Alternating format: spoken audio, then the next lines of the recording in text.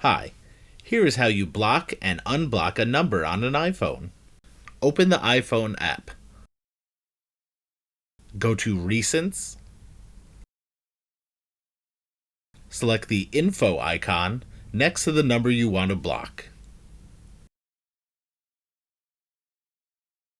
Scroll down and tap Block this caller to block.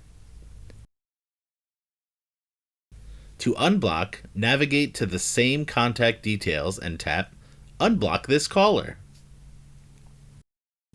To find all the blocked phone numbers on your iPhone, go to Settings, then click in the box here and search Phone.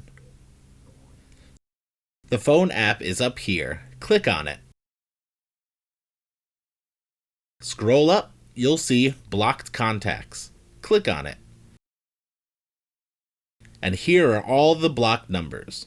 Let's say if you want to unblock a number, slide the number to the left, then click on Unblock to unblock it.